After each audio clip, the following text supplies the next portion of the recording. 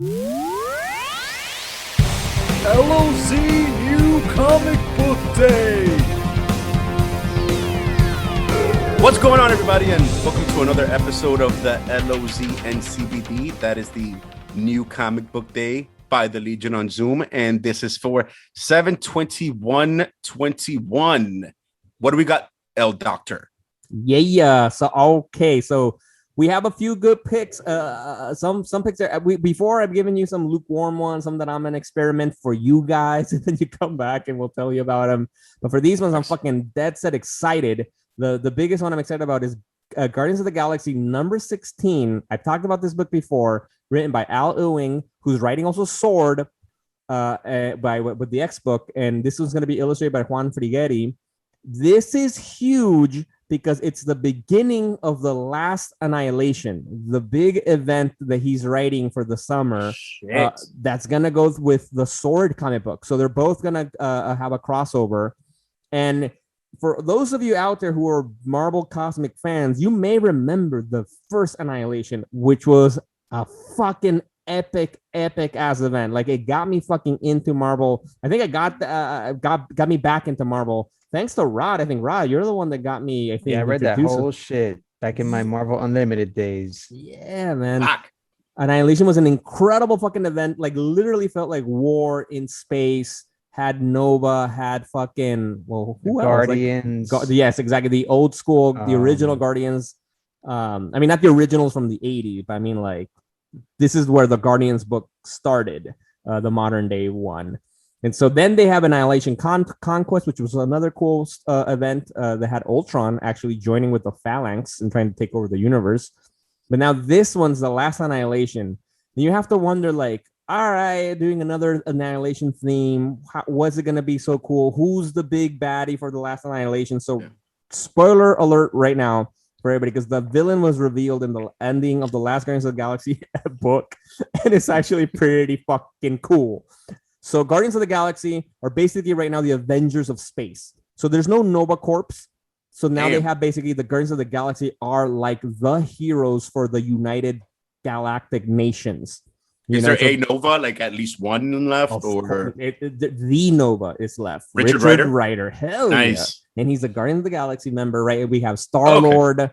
We have Gamora, Rocket Raccoon, all their classics, Drax, and plus other additional new ones like Hercules and other Power Man, or I don't know what they're called. Marbell, the whatever. It's OG Captain Marvel. Yeah. Oh, and we got Dr. Doom now too. What the fuck? So that's cool. Why is Doom always insert? Like, go back to that variant. He's always inserting himself in some shit. Like, what the fuck, man? Yo, but imagine how big is the thing for him? He went out to space to try to deal with this shit because he noticed something happening. So now this gives you a good indication that it might have to do with magic, not just crazy space shit. Fucking honest question. Yes. Is Doom a supervillain? No, it's complicated. I'd say it's complicated. Rod, yo, Rod's deep in thought right there. I like that. He was fucking wondering. He's like Black Adam. He's yes. Well, Black Adam is DC's Dr. Doom, because obviously Dr. Doom takes top billing on that one. Yes. He's an anti-hero ruler, whatever. But I've never heard that comparison being made. Universe. I like that. Yeah. From the Incursion, from Jonathan Hickman's run, right, and then it spun out into Secret Wars. Like, I would say probably old school back in the Jack Kirby days, right? Like, maybe he was more illustrated as a classic villain, the same way Magneto was back in the day.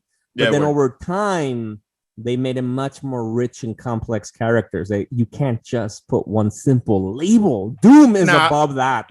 Magneto's a villain, though. Those are similar relationships, too, right? Reed and Victor Von Doom, and then Eric Lensher and Charles Xavier. Hell yeah. Except one went all academic and one went to the magics or the dark side or whatever. Yeah.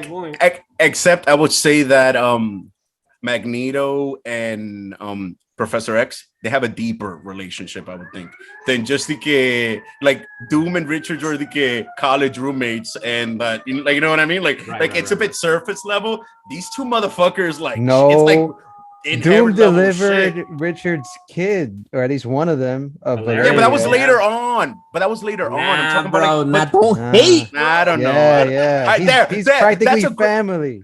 Bro, that's a crazy question. No, they are. He's a godfather for Valeria. Wait, what? That's a crazy question I've never heard before. Like, who has a bigger bromance, Doom and Reed, or X and Magneto? They hate each other though. I don't know. Like both those pairs, they love each other, but hate each other. But like ultimate bromance, I'm thinking like Rocket and Groot. There you go. But that's the thing though. But that's just like pure love though. Because here's the thing, I think that Richards made Doom in charge of Valeria as a godfather to get, like, as a last resort to save his boy, because he knows that having her as his goddaughter is going to anchor him to some good in the world. So he'll never go too far because Doom has a family. But then the argument can be said the other way around. We're actually now in the current Krakoa era of the X-Men books. Charles Xavier is more of a Magneto than Magneto and Xavier. No, instead of trying to unite, Xavier's all like, fuck it, let's get our own country, let's get our own power, fuck all this shit, fuck all these humans, we're gonna do our own thing because we're better than them. So that's very Magneto. So Magneto fucking was right, and he rubbed on Xavier. So it's I like Rod's comment. I think they're both very much the like almost mirror images of themselves, and from the ones the human world. Anyway, back to the book, Guardians of the Galaxy. The key thing, deep. What's happening in this? Oh, and also the Young Avengers, Hulkling and Wiccan are involved in this story. And Wiccan, you've seen him in WandaVision, so you would really pick up this book. What happened? Just a quick background: the Skrulls and the Kree are united. And they've been at war forever. And finally, thanks to Hulkling, who he is himself a Kree-Skrull hybrid, they're united. And there's this one, and there's peace, and shit. But apparently there's this one sect of the Skrull, of course, that hate this, don't want this, and they're involved in magic and shit to try to fuck things up, to restore the things how they were. So what did they do that's going to create the last annihilation? This is pretty fucking epic. Spoiler. Is that so? You guys remember Ego, right? The living fucking planet, right? Yeah. They ended up doing this massive occult ritual where they killed a bunch of fucking Skrulls, or they killed themselves, infected Ego, and now Ego is possessed by Dormammu. What? Yes. Dang. I need that in a movie. Yo, so now Dormammu is like unleashed on the world, on this universe, and his head is the Ego fucking the whole planet, and he's on a fucking mission to annihilate the fucking universe. It's epic. So it's a literal cosmic being. Mm-hmm. But with all the so that makes sense why Dr. Doom's involved, right? Because he sensed all the intense use of black magic, like even deep in space. Where's Doctor Strange and all this shit? Lazy motherfucker. Bro, damn. And I would love to see all this played out with Kurt Russell Ego. Shout out to Kurt Russell. His ego was amazing. That movie died, wasn't all that, right? Did he die? Yeah. He was defeated, we can say. Because I mean, like, if they killed off Ego, it's like, damn, you guys could have used them. Right. But that's what they've done. They killed Ronan. That's a good character. Yeah, fair. I don't remember his fate. Yeah, that's true. I just remember Kurt Russell's amazing fucking mane in that movie. Jesus Christ, he's always amazing. Facts. Kurt Russell, dude. Hell yeah. So all right. So but then exactly, Greed, Guardians of the Galaxy issue number 16. This is going to be a good hopping on point to get into the last annihilation. Outside of that, the only other Marvel picks that we got, Marauders number 22. Speaking of the X-Men universe by Gerry Duggan and Matteo Lolli. This is taking after the Hellfire Gala. This is one of my favorite books right now that I've been reading. It's basically, the X-Men helping save mutants from, countries that they don't want to be let escape to Krakoa, and also involving how they trade their drugs and meds through the black market and the official market. It's a very cool book. It has the Hellfire, and it's like it had Storm in the book. Now she's moved on to Sword, but we have Kate Pride and the White Queen and a bunch of other badass Bishop, Pyro, and Iceman. It's a good book. I recommend people getting into this. This is one of the best X-Men books out there. The other one, just to give a quick shout out, is we finally get a new Moon Knight book, Moon Knight #1 by Jed MacKay and Alessandro Cappuccio. I'm excited with the book, with the show coming out soon. You know, I mean, it's in the works and shit. Oscar Isaac. I'm like, this might be a good time for people to jump into Moon Knight to see how they start to explain this fucking wacky, fucking crazy ass violent character, man. Dude, you read my fucking mind, because I was going to say I'm gonna hop into this book because I've been looking for a second Marvel book. That way I have 2 DC books and 2 Marvel books running. I was gonna jump into Thor, but then I'd have to catch up and shit, even this kind of recent. So I'm gonna take the path of least resistance and just hop into Moon Knight #1. and just like you said, on top of that is one of the craziest characters. And I don't mean crazy in a good way, even though he is crazy in a good way, like, damn, the character's crazy. No, the character's actually crazy. Yeah. Like it's layered as fuck. And fans, stay tuned, because I'm gonna break down the book as it comes out. I will be picking this shit up myself. So nice. Jed MacKay and Alessandro Cappuccio, be weary. With incredible covers by Steve McNiven, eh? So he's a classic fucking artist out there. So the covers are beautiful. Yeah. The interior work is gonna be great. Highly recommend this fucking. Well, I hope so. Like, it's Moon Knight. We hope it's gonna be one of the good new Moon Knight series. We'll find out by Chess. Chess will be reporting in soon as well with this. Yeah, facts. And I hope the creative team going forward when they go to bed is like, I hope we can make Chess happy. Yes. All right, and now moving on to our DC recommendations. This is a book we cannot fucking stop talking about.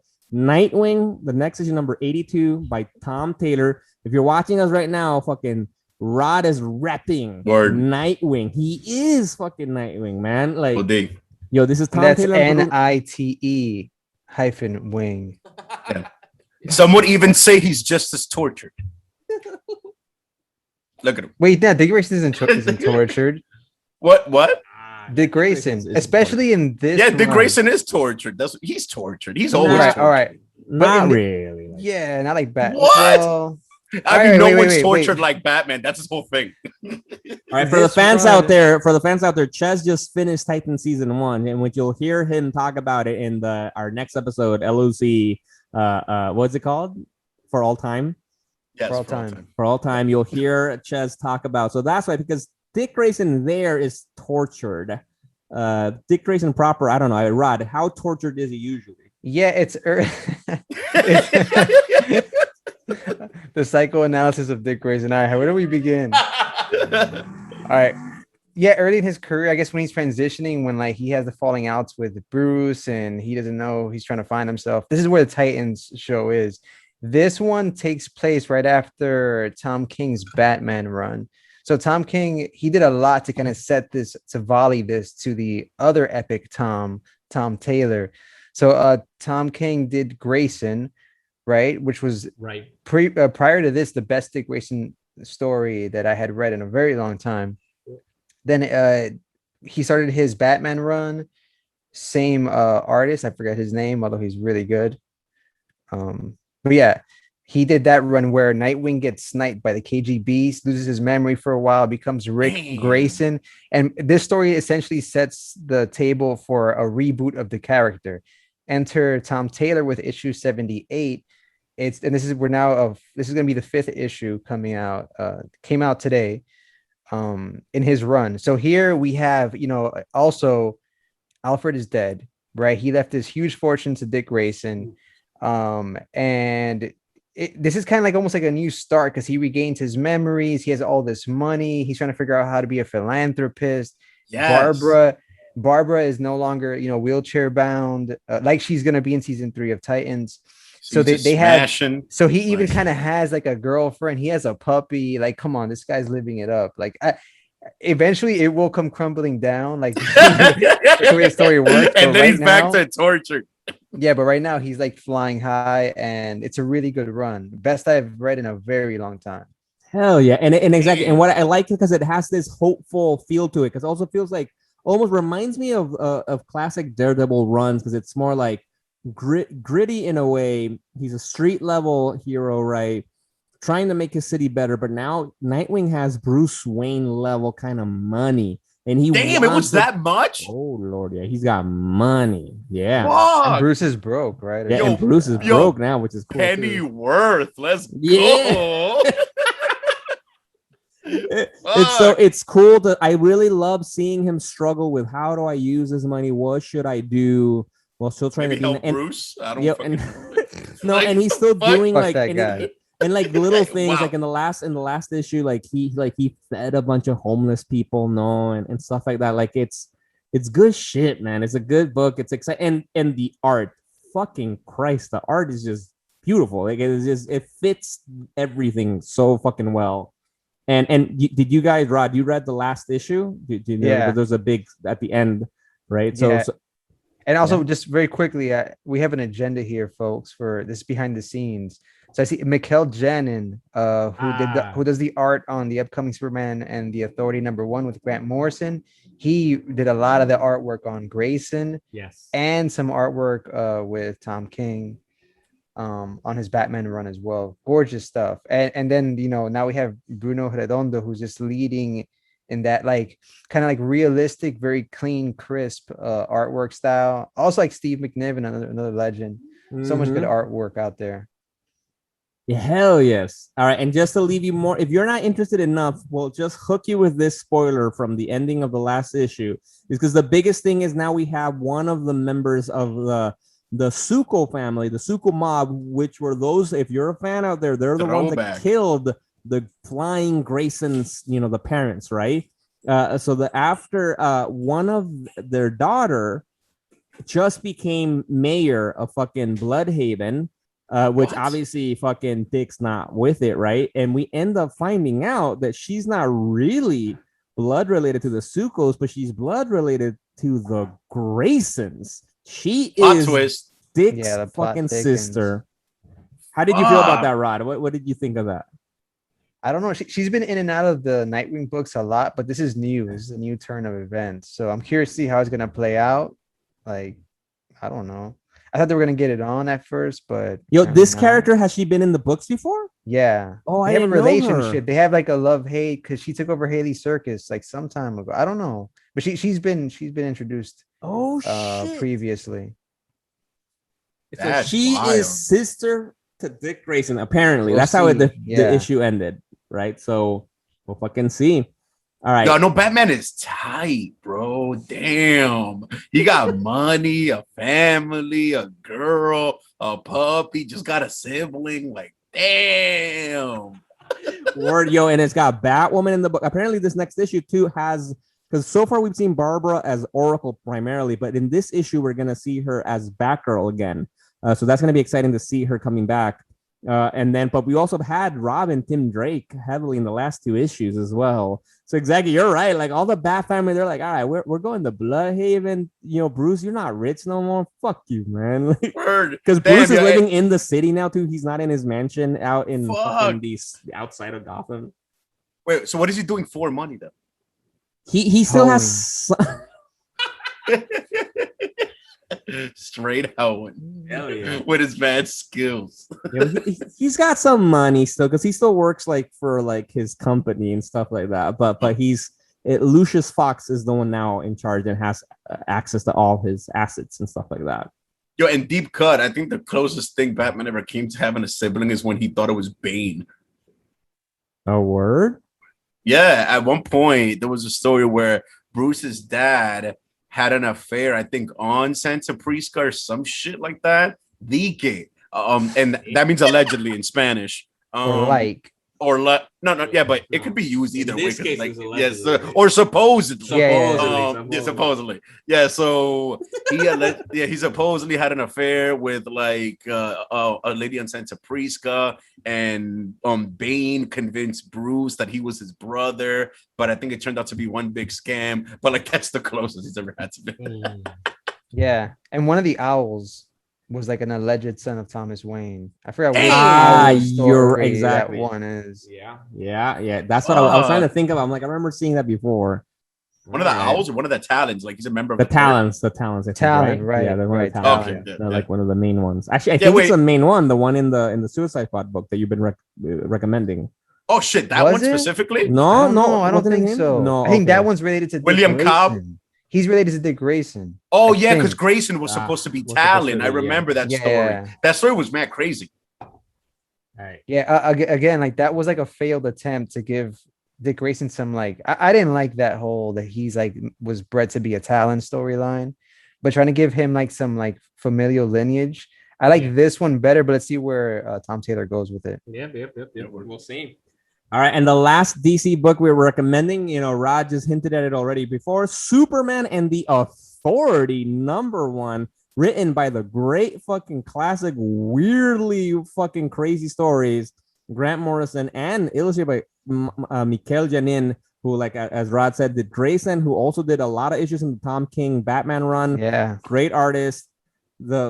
The preview art looks great. And so for those of people out there, this is actually going to be the first time the Authority is written into the proper, I think, DC universe right now. Canon, because they've always been on the outskirts, like on the Wildstorm imprint for a minute. And for those of you who might not know what the Authority is, I think Rod is the authority in telling us that because he's been reading the Authority. Nice. Right? So yeah, I'm reading that on DC Universe Infinite. That's by Mark Waid and Brian Hitch.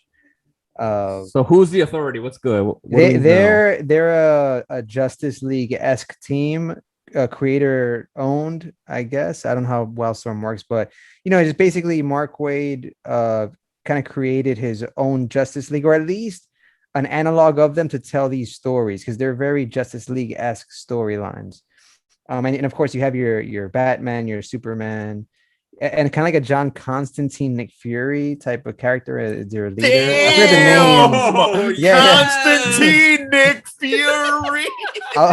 I forget her name, but yeah, she's epic. Fuck. And yeah, your cybernetic character.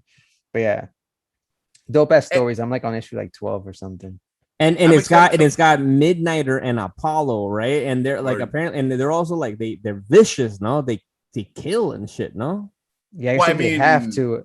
And we've seen Midnighter drawn by Mikel Janin in Grayson, again penned by Tom King. Go check that out if you haven't. That's one of the most bingeable books I've read like in recent years. Oh shit! That's also on DC Universe Infinite. I'm excited to find out what happens when Superman encounters someone who's like above his pay grade. Because if I'm not mistaken, Apollo's way more powerful than Superman. No. The way he's written. Have you seen Apollo's power set? That shit is ridiculous. Superman is the most powerful being out there. That's it, bro. It's like he's Apollo. Not like that. It's not like it's a moniker. He's Apollo, like the Greek god.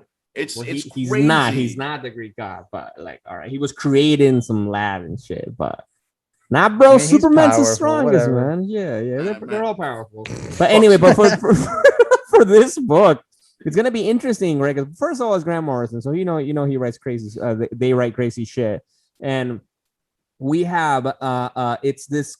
So the team is what's gonna be a little bit different. It's because also I was wondering, it's apparently not like a Black Label book. It's only 4 issues, all right. So it's a mini series, and it's supposed to set up the rest of the next Superman big runs and stuff. Like it's gonna have an impact on Action Comics and Superman, which the next Superman book is gonna be focused on. Jonathan Kent becoming Superman, written by Tom Taylor, who we've just been raving about. Our show. Yes, Tom Taylor, please do our show. And this book is about Superman needing the help of some other people to do some shit that I guess he can't do, but obviously he still doesn't want people to kill. So we'll see how that plays out. And he has Manchester Black, who wasn't in the original Authority. That's a classic Superman villain. That he'll be leading this team that has Midnighter, has Apollo, and has a few other characters who I don't really know. Another interesting character that I do know, it's Steel's daughter, who has her own steel type suit and hammer, is going to be part of the Authority. And we also have Superman has gray hair on this side and has got some Kingdom Come S on him. It's like, what are they doing to Clark Kent here? So it's 4 issues, people. Just go. Let's do this. And while you're at it, also fucking read Kingdom Come. I've also never read it. Yeah. What? That shit is amazing. And illustration by Alex Ross. Yeah, I haven't read that in years, man. Yo, it's probably on the app. Yo, that shit is like walking through a narrated art gallery. Yeah. Because, dude, it's Alex Ross doing the comic book. Like, Alex Ross is so good, he has no business doing individual, like, issues. Like every time you turn the page, it's like, whoa! Like, turn the this is page, too it's much. like, oh! Fuck. Dude, there's even a scene where, like, I think they're sitting in, like, a superhero-themed restaurant, so it's kind of meta. And it's some, like, Rockwellian shit. Yo, the art in that book is ridiculous. Read Kingdom Come. I gotta dive into this. I gotta read that. But that's it. That's the weeklies for today. You know, go out, go buy them, and then we got fucking Rod with our DC universe. Yeah, I don't have much this week, but yesterday we got a few new drops. I only have one to recommend. That's Infinite Frontier Secret Files #1. Now, I don't think they've released the Infinite Frontier one shot on the app yet, because I think I would have reread it if I would have saw it.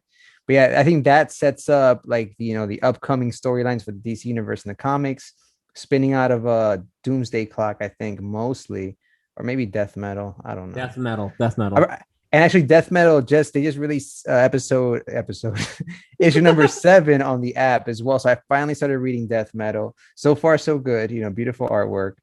But yeah, that's all I got. And of course, for next season, the book club pick is still Alan Moore's Swamp Thing. So you guys have some time to catch up. I kind of wrapped up that story for the most part. It's dope shit. And we will be going balls deep into Alan Moore's Swamp Thing. Fuck, that was a dirty ass sentence. But can't wait. but I cannot wait to get into that on the next season. So fans, there you have it. Those are the picks for 7/21/2021. Buy shit, get shit, read shit, so we can keep getting shit. I fucked up the order. It's okay. On that note, this is Ches. Yo, this is Miguel. Right, peace out. Later.